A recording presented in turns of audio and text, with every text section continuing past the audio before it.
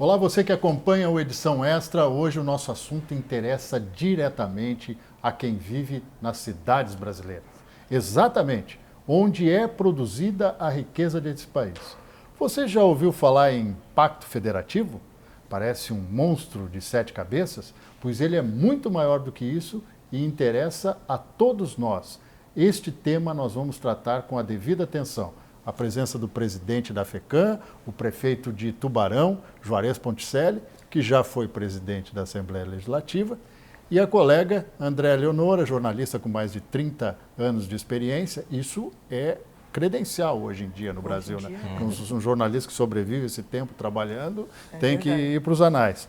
Ela que já passou para o Diário Catarinense, a Notícia, e hoje está na Associação dos Diários do Interior. Tem uma coluna prestigiada pelo Estado, né? É verdade. É verdade, isso aí é importante. Então, vamos direto ao ponto, né? Prefeito, hoje é a profissão mais perigosa e mais arriscada do país, certamente, é administrar um município. Por que esta figura do Pacto Federativo, que não se fala na rediscussão dele de agora, é tão importante para o futuro dos municípios brasileiros? Roberto, obrigado pelo convite. A minha saudação à Andréia, aos telespectadores. A minha alegria de poder conversar um pouco com vocês sobre isso. O atual modelo de Pacto Federativo brasileiro exauriu, faliu, quebrou. Ele não tem que ser reformado. Ele tem que ser descartado para a gente construir um novo pacto. Porque dos três entes, o único concreto é o município. Exatamente. Ninguém mora no Estado ou na União. As pessoas moram numa rua de um bairro, de um município do Brasil. Tem CEP, né? Exatamente. Tem CEP, né? Exatamente. Estado e União são entes abstratos. São divisões políticas, né? O município não, o município é real. É no município que as pessoas vivem, é nos municípios que as demandas para o poder público são apresentadas e é lá que as soluções precisam ser encontradas. O cidadão, e a gente percebe nas redes sociais principalmente, que o cidadão anda muito intolerante e descrente na política, na classe política, nos governos. Por quê? Porque ele paga uma carga tributária elevadíssima. Nós pagamos uma das maiores cargas tributárias do mundo e, infelizmente, não devolvemos em qualidade e em quantidade, nem em velocidade, este serviço para o cidadão que paga tão caro. E aí, ele também não entende o que é a competência de cada um. Vou te citar um exemplo básico, um exemplo que é o da farmácia básica. Na farmácia básica, e eu vou buscar o exemplo do meu município, nós temos a obrigação, nós, município, de oferecer 158 itens de medicamentos. O Estado tem mais a sua lista e a União a sua. Nós temos procurado manter, durante o nosso governo, essa lista, que é de obrigação do município, atualizada, ou seja, com todos os medicamentos disponíveis. E temos conseguido, graças a Deus, diferente do governo anterior, que tinha falta de 1/3 dos medicamentos. No nosso, ela está basicamente suprida no que é de responsabilidade do município. No entanto, os medicamentos que são de responsabilidade do Estado e da União, geralmente faltam. Aí o cidadão, quando chega lá e vai pedir o medicamento e não encontra, mas é o medicamento que a responsabilidade de fornecimento é do Estado ou da União, ele não quer saber, ele não compreende isso. Ele não compreende essa divisão de responsabilidades e de oferta do produto que ele precisa.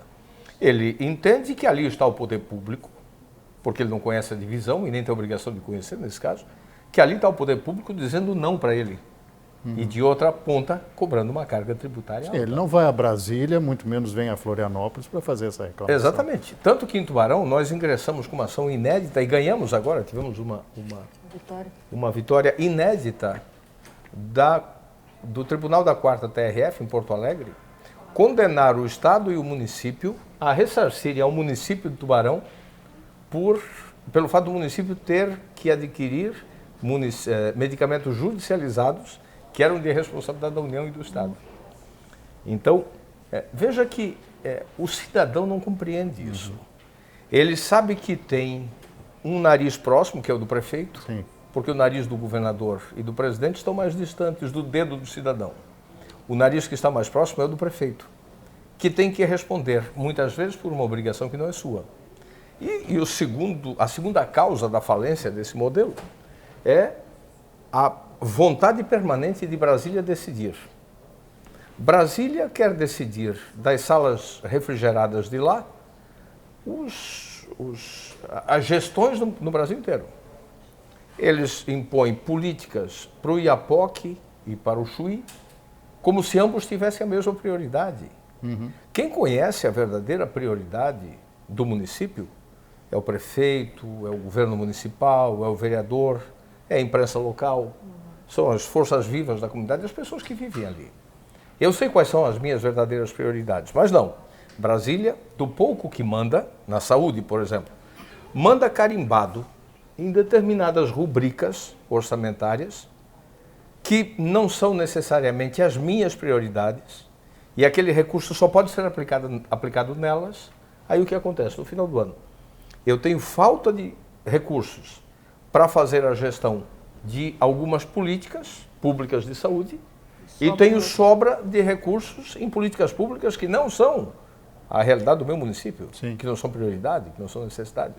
Aliás, o governador Raimundo Colombo tinha uma frase muito interessante. Ele dizia que a dificuldade do gestor é acertar na escolha da prioridade. E quando essa prioridade é definida localmente, a chance de errar é menor. Claro. Agora, quando é decidida na fabulosa Brasília, Brasília é uma fábula.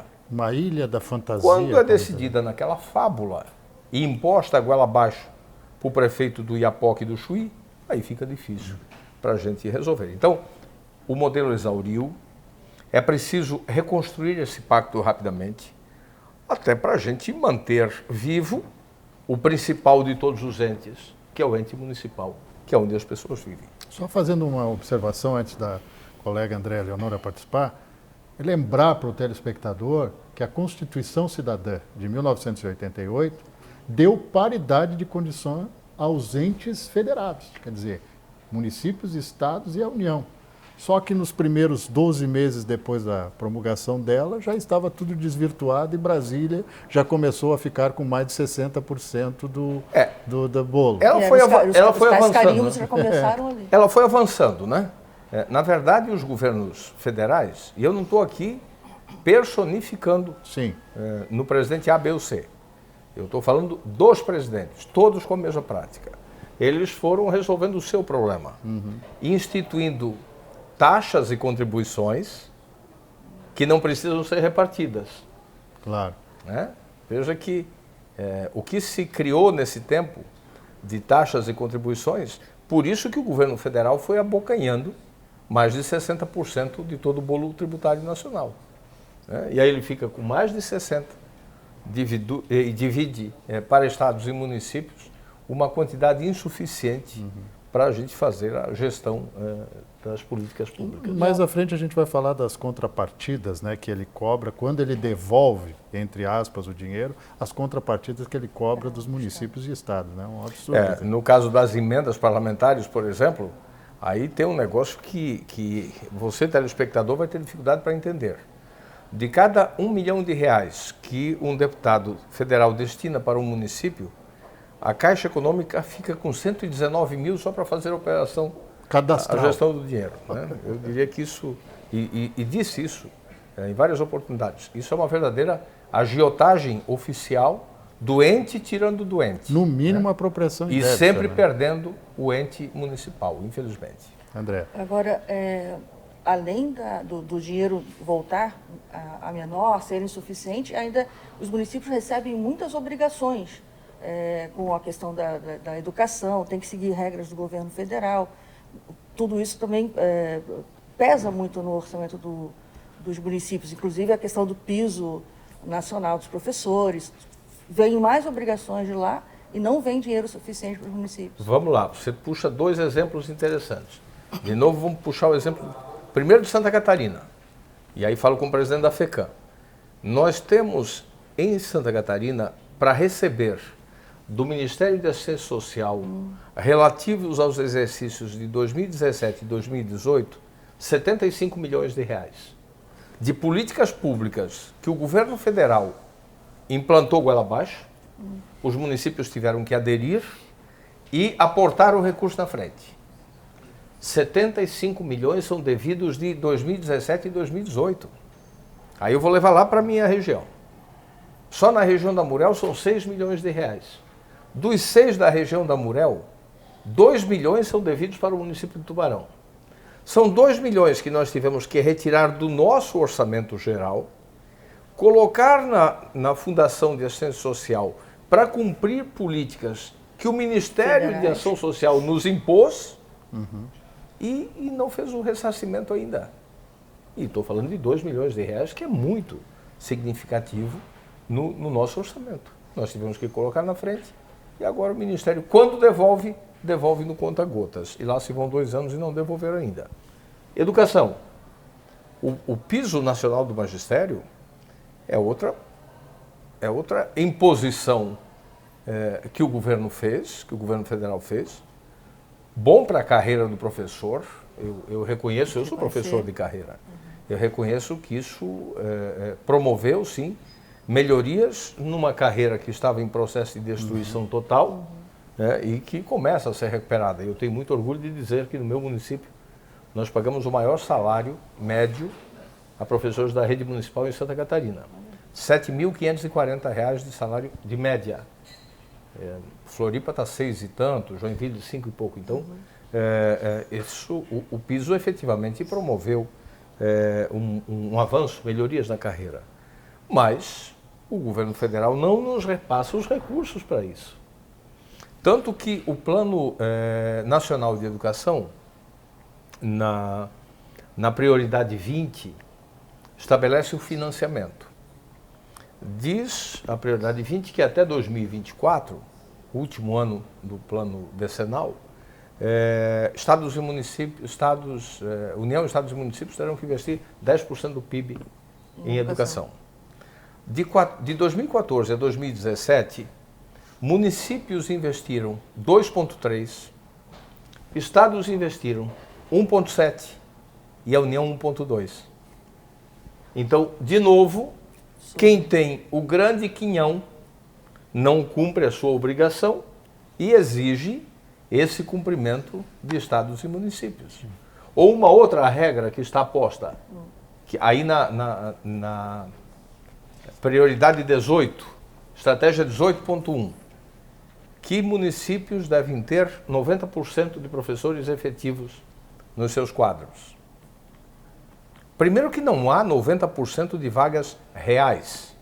Sempre tem mais que 10% de vagas que pertencem a uma professora que está de licença, uma professora que está readaptada, uma professora que está em licença maternidade, uma professora que está à disposição de outro órgão, uma professora que exerce a função de secretária municipal, enfim, tem mais de 10%. Professora que está fazendo mestrado, doutorado. Então, tem mais que 10% das vagas que são chamadas vagas vinculadas. Elas estão vinculadas a alguém.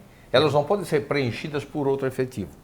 Segundo, como é que nós vamos efetivar 90% dos professores que vão ficar na nossa rede durante 30, 35, 40 anos, se daqui a 20 anos nós não teremos mais alunos nas salas de aula? Sim, porque nós fizemos um estudo na FECAM também. Santa Catarina é um dos estados que tem a menor taxa de natalidade do Brasil. A nossa taxa de natalidade caiu em 15 anos 0,6 filhos por família. Nós tínhamos nos anos 2000 uma taxa de natalidade de 2,1 filhos por casal. Agora, essa taxa está em 1,5. Isso significa dizer que em 2050 nós temos atualmente 64 mil professores na rede estadual, na rede municipal. Nós vamos ter em 2050 49 mil professores. Vamos ter 15 mil professores a menos na rede municipal. Por quê? Porque em 2050, Santa Catarina terá 15% de pessoas na faixa escolar de 5 a 19 anos. 15%. E vamos ter 25% das pessoas com mais de 65 anos de idade. A pirâmide vai inverter. Exato. E o que vai acontecer? A demanda pela creche de criança de hoje será a demanda pela creche de terceira idade daqui a 10, 15, 20 anos. Então, eu não posso efetivar um professor que vai ser contratado e efetivado exclusivamente como docente, porque internamente eu não terei condição legal de transformar esse professor em cuidador de idoso, que são profissões diferentes. Sem concurso Que público... foi regulamentado agora. Sem né? um novo concurso público, eu não posso mudar a função dele. Ele só pode mudar de função com um novo concurso. E aí os que ficaram lotados, ad eterno, efetivos até aposentadoria, sem alunos. Vão o quê? Enxugar gelo? Aí eu vou ter uma turma enxugando gelo, com uma boa remuneração, e na outra ponta a sociedade pedindo a contratação de cuidador de idoso, mas que o prefeito de plantão não vai ter orçamento para isso. Então, são essas questões que comprometem cada vez mais os municípios, sabe?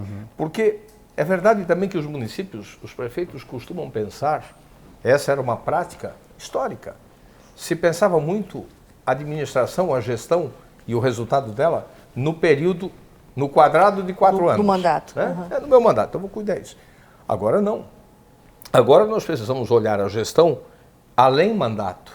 Nós precisamos olhar a gestão daqui a 10, 15, 20, 30 anos, para a gente não tomar medidas hoje que vão inviabilizar a administração pública amanhã. O município mesmo. Porque nós encontramos realidades por conta de equívocos ou de coisas que foram feitas há 10, 15, 20 anos atrás, que os orçamentos permitiam, Sim. mas na atualidade já não permite mais. Então, esse é o momento da gente fazer essa reflexão, reconstruir esse pacto e fortalecer o ente municipal com essa responsabilidade de olhar além do seu período de mandato para que os nossos sucessores possam continuar cumprindo a sua missão. O senhor já foi um legislador, hoje é um integrante do Executivo. A gente vai dar uma olhadinha agora, o que diz o deputado... Saudade do Legislativo. Saudade. Eu imagino. O que o deputado estadual Kennedy Nunes, do PSD, que ele é presidente, né, da União Nacional dos Legisladores e de Legislativos Estaduais. Também já passei por lá. Já passou por lá. Ele defende o Pacto Federativo como uma ação importante para se fazer no Brasil duas coisas que faltam há muito tempo: justiça tributária e fiscal. Vamos dar uma acompanhada no que disse o deputado Kennedy Nunes. Nós da Unali entendemos Pacto Federativo não é somente a distribuição de recursos. Ela faz parte. Nós defendemos, além da distribuição de recursos, nós defendemos também a questão da possibilidade de nós, assembleias legislativas, legislarmos mais quando o assunto é mais regional. Nós não aceitamos que o Brasil, do tamanho de um continente, tenha uma lei federal que não respeite as regionalidades, as diferenças até ambientais que nós temos. Aqui nós temos Mata Atlântica, no Nordeste nós temos o Cerrado, ou seja, muitas diferenças regionais que nós temos. Então nós queremos que as assembleias legislativas possam legislar um pouco mais sobre isso. Nós entendemos também da repartição do recurso, o aumento do FPE, Fundo de Participação dos Estados, e também o FPM, Fundo de Participação dos Municípios, incluindo impostos que hoje não são incluídos nesta divisão.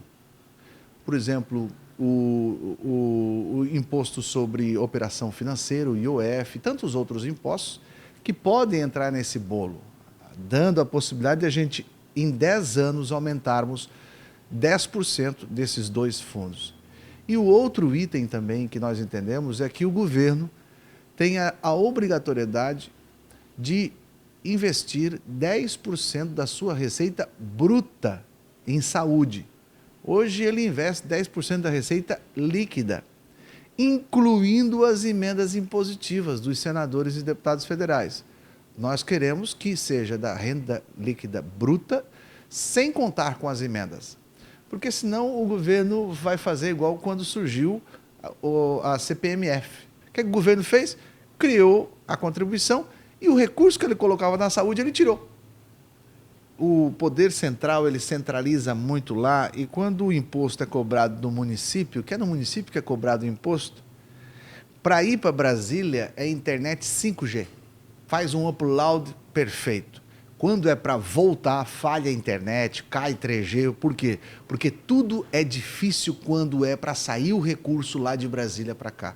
Nós precisamos favorecer mais isso. Precisamos ser uma federação de verdade, né? Estados federativos. Nós não somos por conta dessa concentração de poder. E o outro item que nós queremos, nosso pacto federativo, que é o NALE defende, a Assembleia Legislativa, surgiu aqui na Assembleia Legislativa de Santa Catarina essas medidas, é dar a oportunidade de emenda constitucional através da iniciativa popular. Hoje nós só temos 3 formas: o Congresso, o Presidente ou metade mais uma das Assembleias Legislativas. Nós queremos o quarto, que são as pessoas. Quando mais da metade dos estados legislarem sobre algo, pensarem sobre algo, um abaixo-assinado com percentual do número de eleitores, a possibilidade também de uma PEC tramitar. Eu acho que esses são temas que nós defendemos, que vamos apresentar no Congresso Nacional, para que nós possamos ter, na verdade, aumento de força, cidadania e mais investimento. Palavras sábias. Se o legislativo não agir, também não se muda a realidade do Brasil.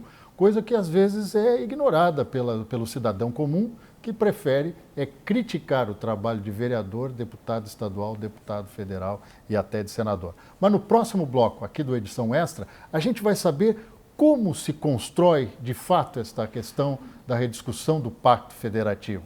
Por que impostos e taxas federais que hoje são recolhidas na União podem salvar setores básicos das prefeituras em Santa Catarina e no Brasil. A gente volta já já.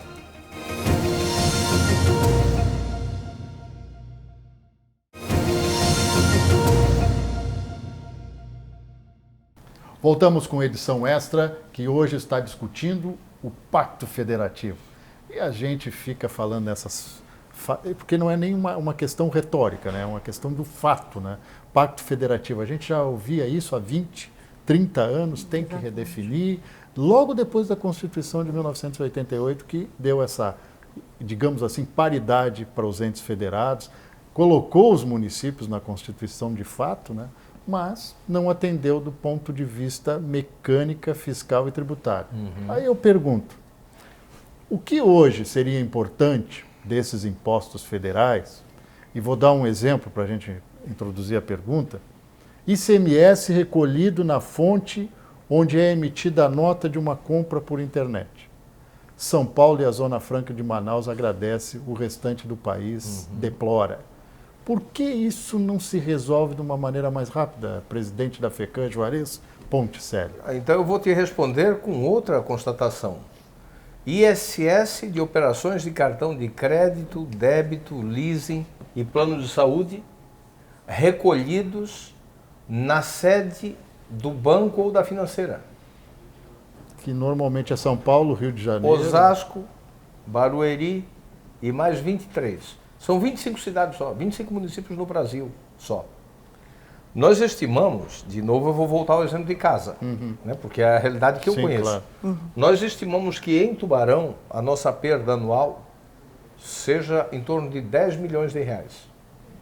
10 milhões é mais que uma folha. E uma folha é muito dinheiro. O prefeito, o vereador sabe do que eu estou falando. Às vezes a gente fica, a partir de setembro a gente começa a ter calafrios, com medo de não vencer pagar o 13º. Em dezembro, especialmente com a queda do FPM, como está se agravando ainda mais nesse ano. Então, o Congresso Nacional levou anos para discutir e para votar essa lei. É a Lei Complementar 157, que foi votada em dezembro de 2016, dizendo o seguinte: todo o ISS de operações de cartões de crédito, débito, leasing e plano de saúde vão ser recolhidos no município onde a operação foi realizada. Lógico. Que é o lógico, né? Lógico. Se ela foi realizada em Tubarão, é lá que está a economia. O tributo tem que ser gerado para o município de Tubarão.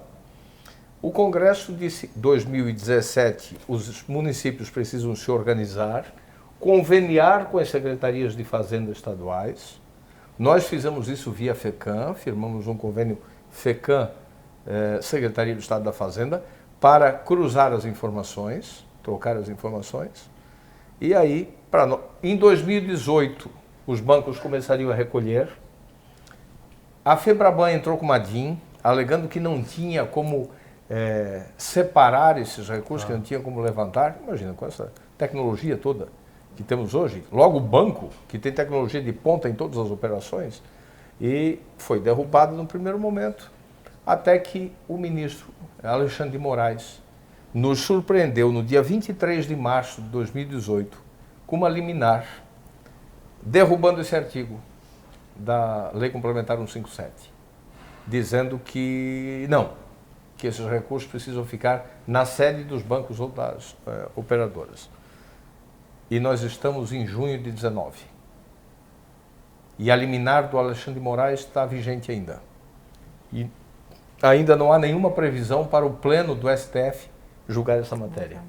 E os municípios com perdas gigantescas. Que não vão ser recuperados. E os municípios de São Paulo, basicamente, São Paulo, Alexandre de Moraes, né?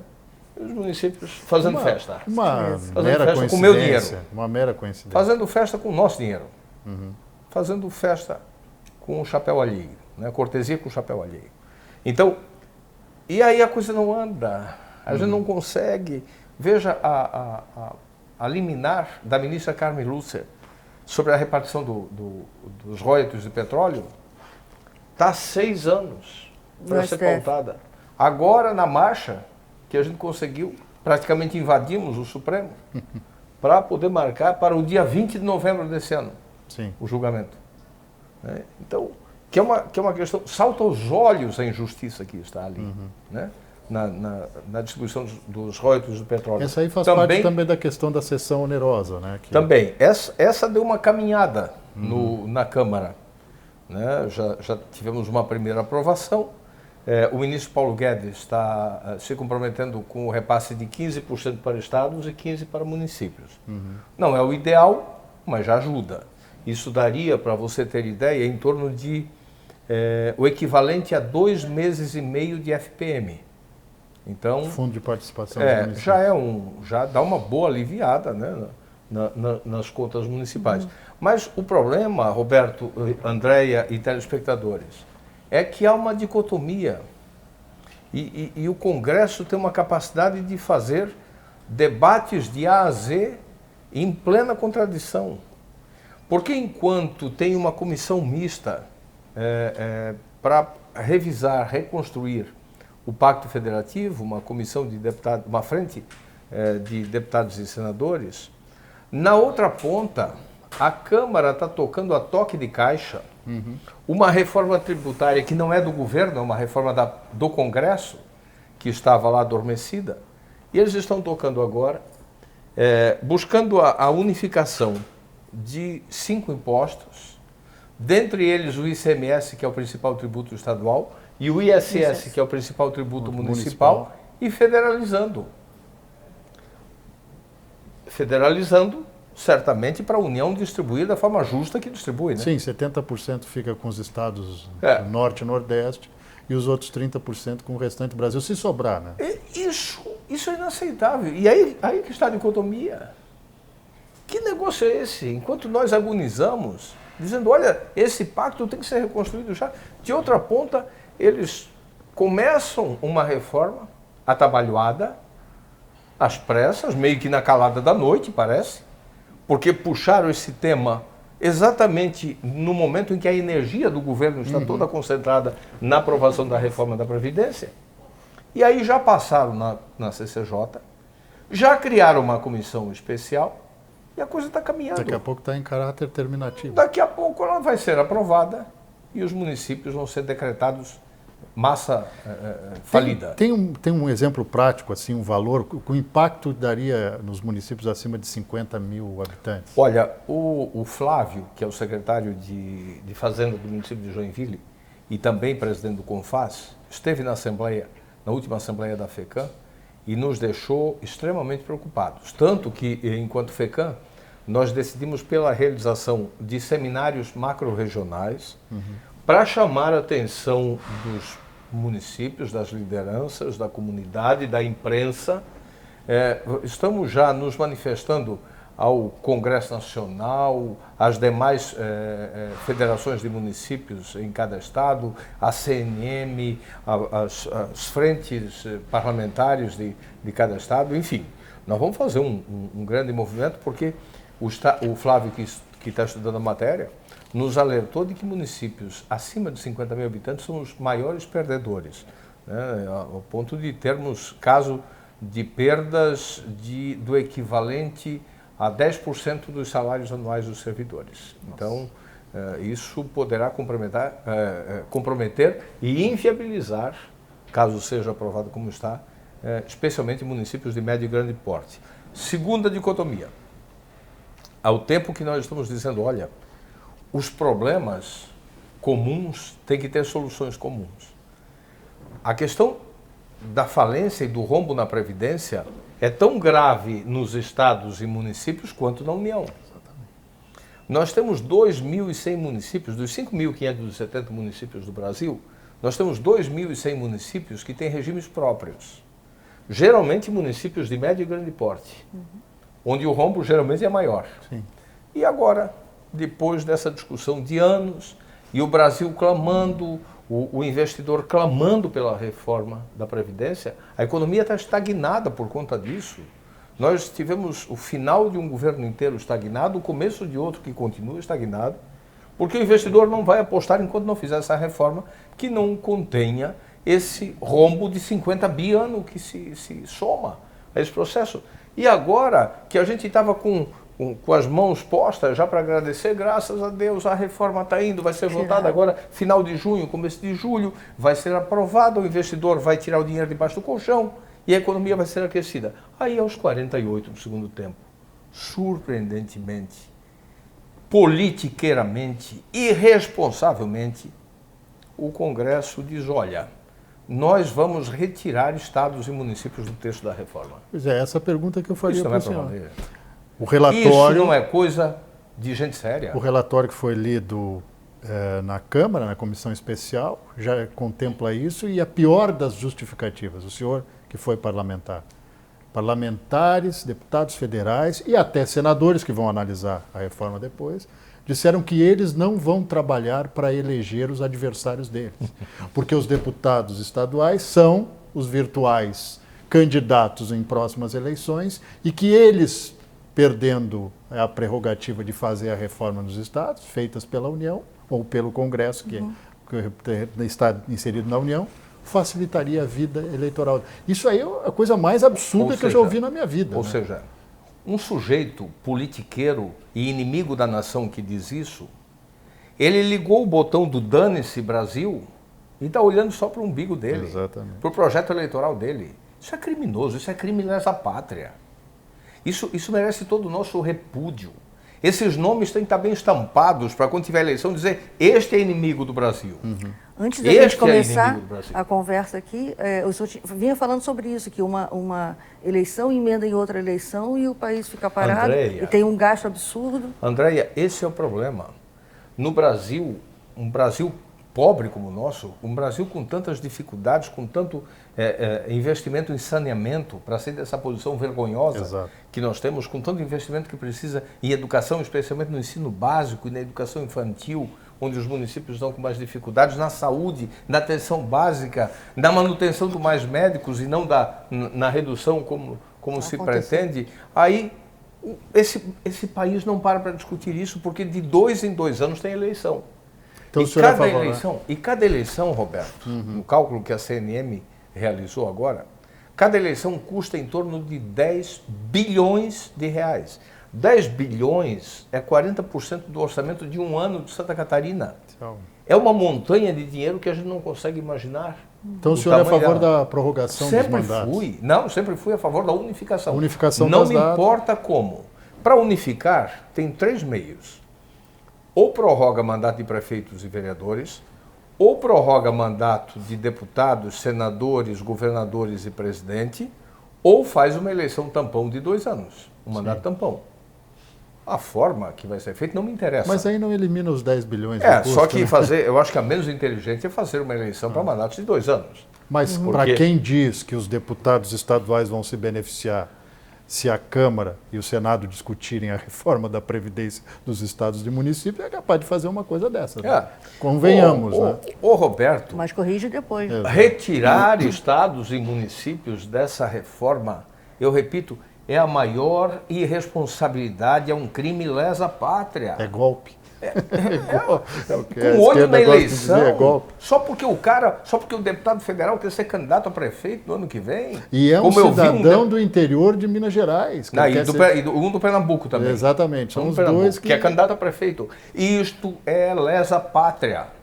Nós temos que levantar todas as vozes contra isso. Mas não dá para confiar, por exemplo, Os governadores estiveram na terça-feira em Brasília. Pois é, a palavra do governador de São O Paulo, governador João Dória, diz que vai ser muito decidido contundente. depois. O governador Eduardo Leite, do Rio Grande do Sul, ouvi a entrevista dele também. O governador Moisés participou. Aliás, só não participou o governador do Amazonas, porque estava com problema.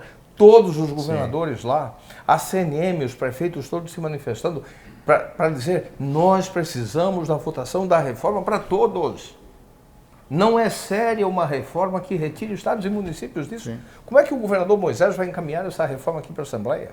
Como é que os prefeitos, junto dele... E olha que Santa Catarina já fez parte desse, o senhor era deputado. Sim, eu era deputado ainda. Já está à em frente 2015, dos outros. né?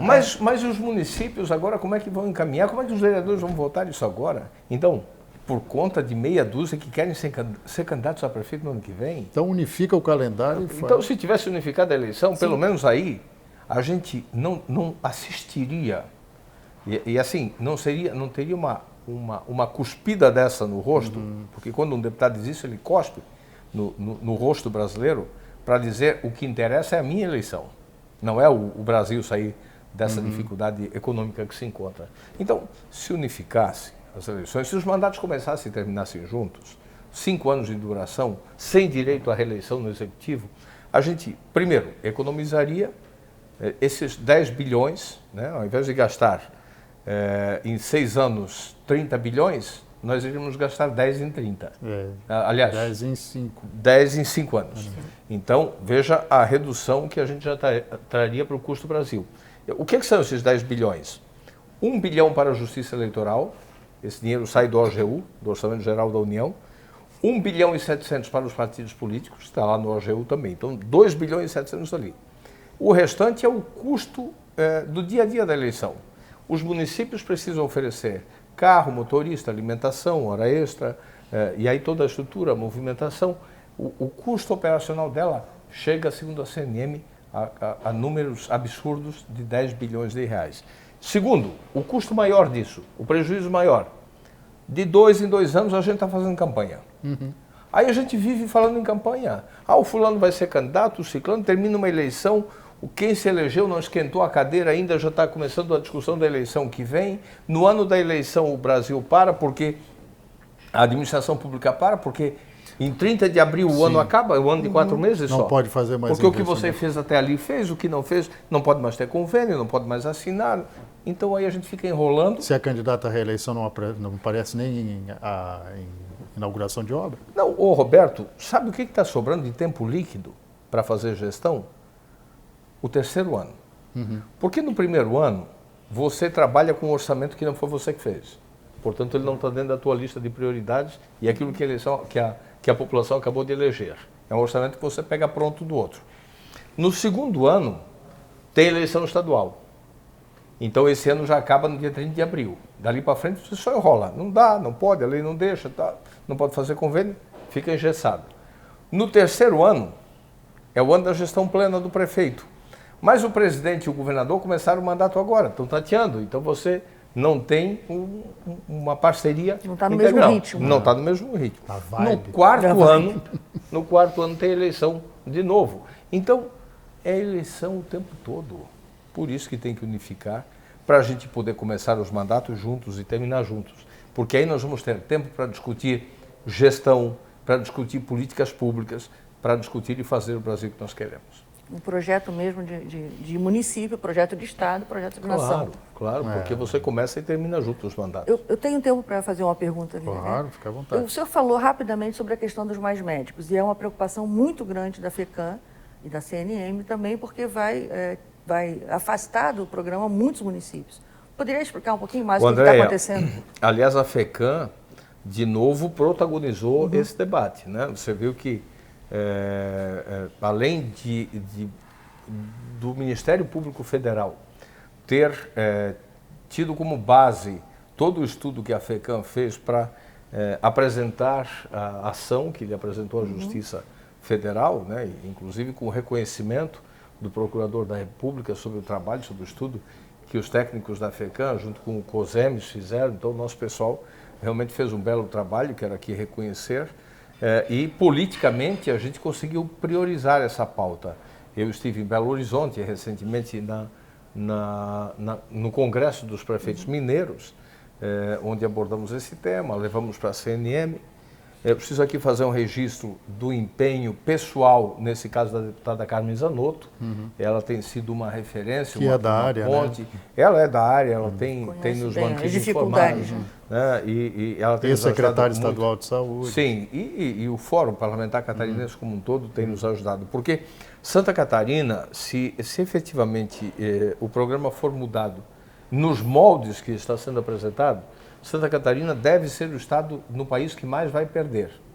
E sabe por que a gente vai perder? Porque nós temos um IDH melhor. Aí de novo, a gente está assistindo um contrassenso inadmissível. Bom, né? para o nosso telespectador entender, a gente já recebe menos dinheiro do Ministério da Saúde e AEH por conta da nossa população mais, digamos assim, mais bem montada, estruturada em termos de densidade, etc. e tal. E ainda vamos receber menos médicos porque nós temos IDH mais desenvolvido. Não, aí, O plano é baixar o IDH para todo mundo, ao invés de subir para todo mundo? Aí me parece que é um castigo para quem fez o dever de casa, né? Aí os prefeitos, e vários prefeitos, e secretários, e médicos, e enfermeiros, e comunidade, e filantrópicos e tudo mais, a gente fez todo um esforço para levantar, para melhorar o IDH, e aí como prêmio a gente recebe o castigo de não ter mais o médico financiado pela União. Então me parece que a ordem é inversa. Ao invés de premiar quem fez o dever de casa, quem melhorou, não, o castigo é tirar. Então o que eles querem? Que todos baixem o DH? Mas isso? o governo federal acena com um novo programa, acho que é assim, ó, no novo edital, nós temos 570 e tantas vagas em Santa Catarina. Vagas abertas hoje? Não, total de vagas criadas. No programa, tá. 136, se não me falha a memória, estão desocupadas. Porque tem muita rotatividade nessas vagas também. Sim. Porque o médico recém-formado vem, ele está tentando uma residência ou uma pós-graduação, acaba passando, ou uma oferta de emprego melhor. Então a rotatividade é alta. Nós já estamos com 130 e tantas vagas descobertas. Temos para vencer nesse ano quase 40 contratos. E ao longo dos próximos anos vão vencer essas pouco mais de 400 vagas que nós temos em uso hoje, em atividade plena. O problema é que o edital que foi lançado agora vai contemplar apenas 7 municípios de Santa Catarina, porque ele contempla municípios em regiões ribeirinhas, quilombolas, IDH miserável, e indígenas, quilombolas, ribeirinhos e IDH miserável. Aí nós só temos 7 municípios que ficam contemplados. Hoje são quantos? Todos? Hoje nós temos o programa Vagas Criadas em 220 e tantos municípios. Normalmente aqueles que não são mais atrativos para o profissional que vai Exatamente. exercer a medicina. Então, né? assim, ó, lá na minha cidade eu tenho três profissionais. Né? Digamos que Tubarão pudesse absorver o custo com muita dificuldade. Mas o problema é que aí esses profissionais atuam em que área? Na atenção básica. Ou seja, são profissionais que atuam no nascedouro do problema, onde a dor começa, quando o problema é pequeno, quando é de baixa complexidade. Se o problema não for tratado no início, no nascedouro, Complica. ele vai virar um problema de média e alta complexidade, onde o custo do tratamento é muito maior. E ele vai congestionar ainda mais os sistemas de saúde nos grandes centros, que já estão superlotados e que são muito caros. Então, essa política está completamente equivocada, porque nós precisamos cuidar, ampliar o serviço na atenção básica, para evitar que o problema pequeno vire um problema gigante e de pior solução. A notícia boa dessa semana: a deputada Carmen defende a tese da prorrogação. Ela concorda que se faça uma rediscussão do programa. Acho que o governo federal tem todo o direito de querer rediscutir e revisar os programas, né? Então, o que ela defende? Que se faça uma prorrogação dos contratos por 2 anos, para a gente poder fazer uma discussão mais ampliada, mais séria, mais responsável sobre o futuro do programa. É possível reverter, então? O senhor acredita nisso? Eu sou aquariano e um homem de muita fé. Rezo bastante. Vamos E torcer. tenho esperança que a gente consiga. Vamos para o imponderável. Não, eu não jogo a toalha fácil. Bom, daqui a pouco a gente continua com esse debate sobre o Pacto Federativo e vamos tratar de assuntos mais específicos na Prefeitura. Hoje, pagar a folha de pagamento é difícil do servidor público, mas atender às necessidades básicas do cidadão se torna cada vez mais desafiador. A gente já volta. Até já.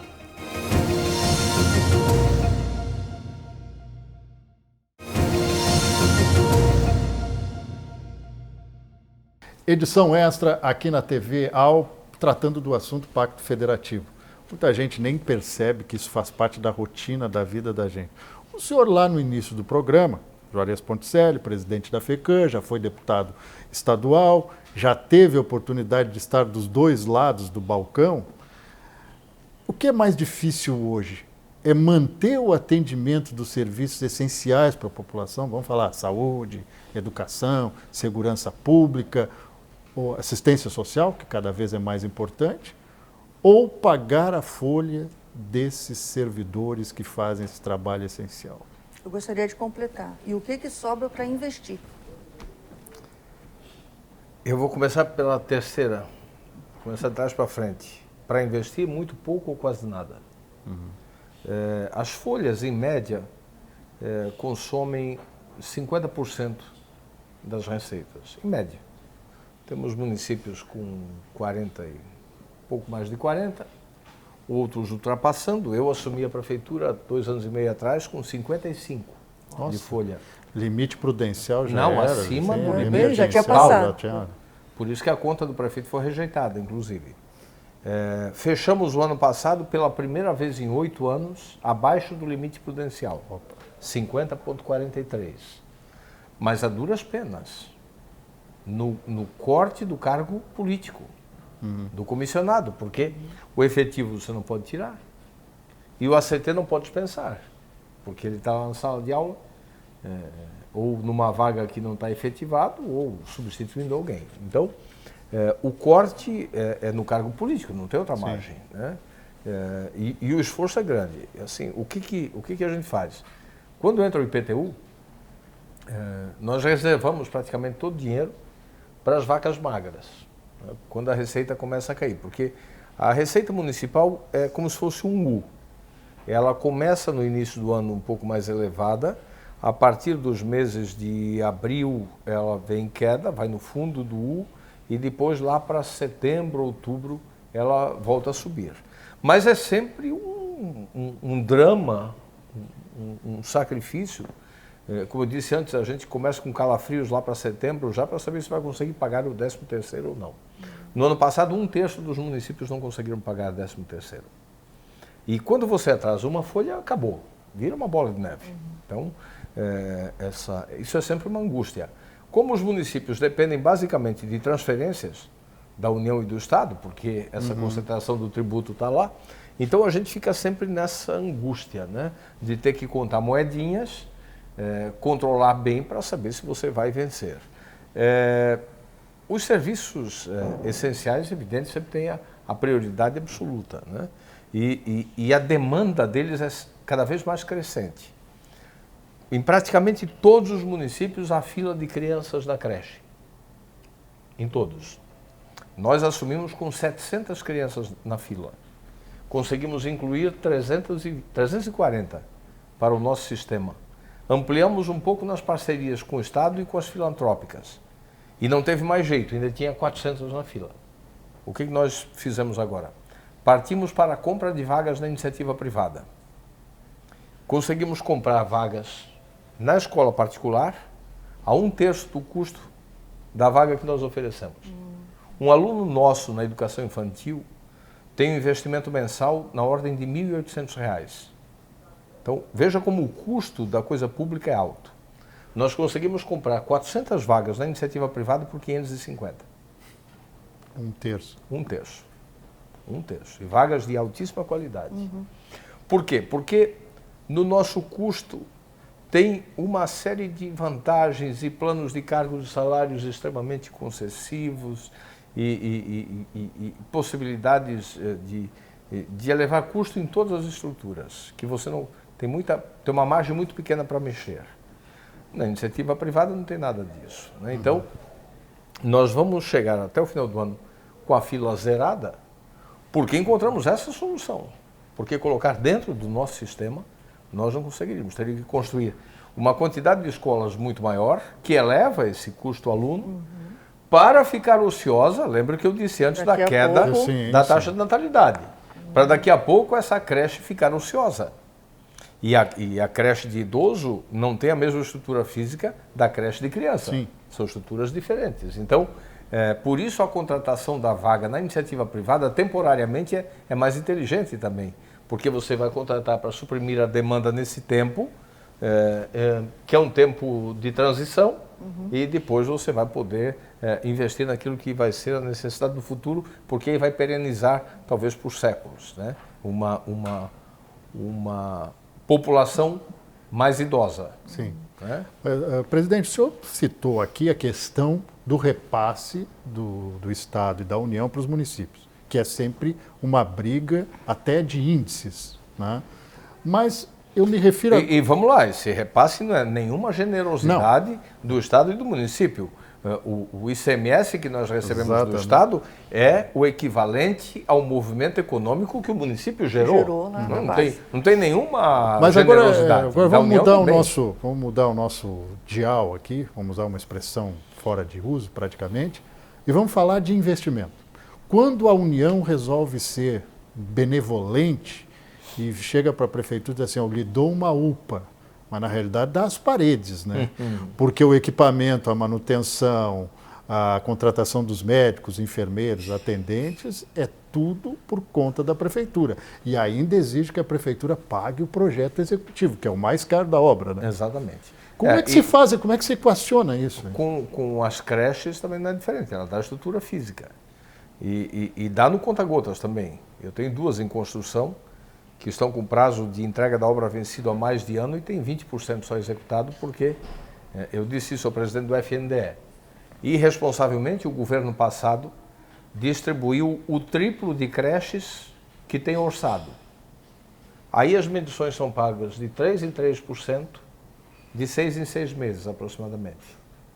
Uma das CIs, que era para que nós deveríamos ter inaugurado em junho do ano passado, nós estamos em junho de um ano depois, ela está com 23% concluída e o último pagamento foi em setembro. Somos um país rico, né? Merecemos isso. Então, mas assim, quando entregar, ela vai me entregar a parte física e talvez o mobiliário, que é um outro convênio que tem que ser feito. E nós temos que manter a luz acesa, a professora, a merendeira, o servidor, o segurança, o funcionamento dessa estrutura no dia a dia. O caro dia a dia é a despesa corrente, não é a despesa de capital. Que é o mesmo problema da UPA. Equipamentos. UPA, o nosso presidente da CNM reuniu em novembro de 2016 os prefeitos eleitos ainda, eu acho que tinha uns 3 mil prefeitos. Ele subiu ao palco e disse, levante o braço quem tem UPA. Uns 300 prefeitos levantaram. Ele disse, eu vou dar um conselho, depois da posse fechem a UPA. Porque realmente o custo aliás, o prefeito Jean, me dizia outro dia, ele tem 3 UPAs aqui, Tem. né? Ele me dizia que Sul da ilha, norte da ilha. duas próprias e continente. uma Ele passou para um OS. OS. uma gerenciada por uma OS. A OS custa Continente. pouco, em torno da metade da própria.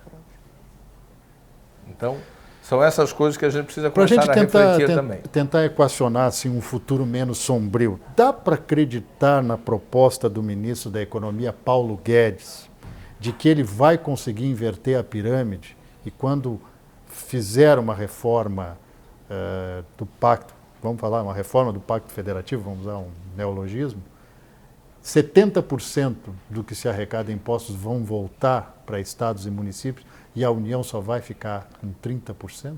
Quando você me convidar para vir no teu programa e eu recusar, é porque eu não acredito mais.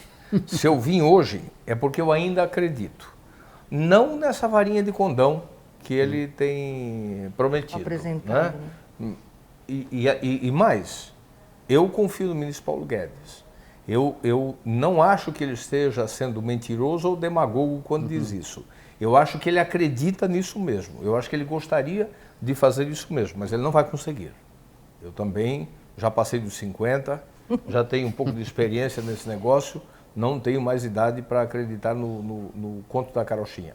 Não vai conseguir, por mais boa vontade que ele possa ter. E tem, eu acredito nisso. Assim, você não consegue desmontar em pouco tempo aquilo que foi construído ao longo de décadas. Ele tem dado demonstrações. Na desoneração a gente tem um exemplo, mas ele chegou a falar em 70 para cá e 30 para lá. O que está vindo é 30 para cá, e 70 ficando lá.